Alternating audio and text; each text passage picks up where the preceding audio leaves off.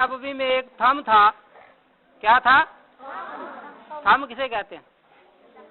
लकड़ी का जो है ना वो थमी थी, स्तून था, तो उसका नाम था स्तूने हनाना। क्या नाम था? स्तूने हनाना।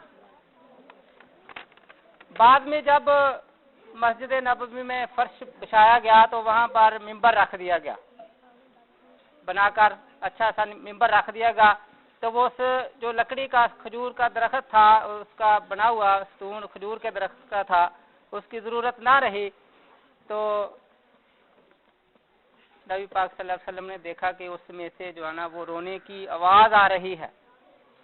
आप सल्लल्लाहु अलैहि वसल्लम ने सुना कि उसमें से ज़ारो कतार रोने की आवाज आ रही है। तो नबी पाक सल्लल्लाहु अलैहि वसल्लम ने पूछा, है हनाना, तेरे साथ क्या हुआ? तो उसने रोते हुए कहा कि या रसूल अल्लाह सल्लल्लाहु अलैहि वसल्लम,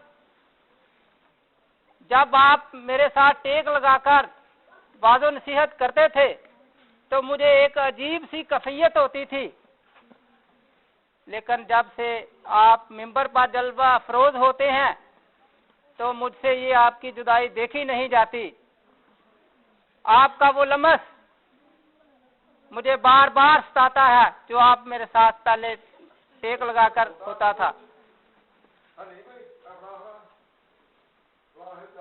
तो नबी पाक सल्लल्लाहु अलैहि वसल्लम ने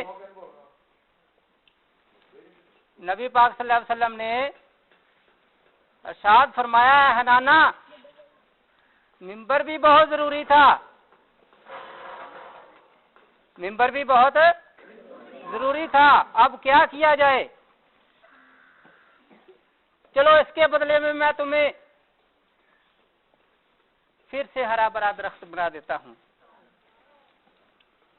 और ऐसा दरख्त बना देता हूं कि मशरक को मगरब से लोग आएं और तेरे मेवे को चखें, बार बार आएं, क़यामत तक चखते रहें। या मैं तुम्हें जन्नत में भेज देता हूं, आप वहां हमेशा रहेंगे। तो बता तेरी क्या मर्जी है? तो स्तूने हनाना ने कहा कि या रसूल अल्लाह, मुझे वो जिंदगी चाहिए जो हमेशा रहने वाली है, यानी मुझे जन्नत में जाना है। तो रवायत में आता है कि उस स्तून को, लकड़ी के उस टुकड़े को इंसानों की तरह दफन किया गया और फिर वो जन्नत में हमेशा के लिए वहां रहने लगा। ये थे नबी पाक सल्लल्लाहु अलैहि वसल्लम के फजाइल और उनकी बरकत में से एक वाकया स्तूने हनाना। ये बुखारी शरीफ में एक हदीस है, उसमें ये बयान किया गया है।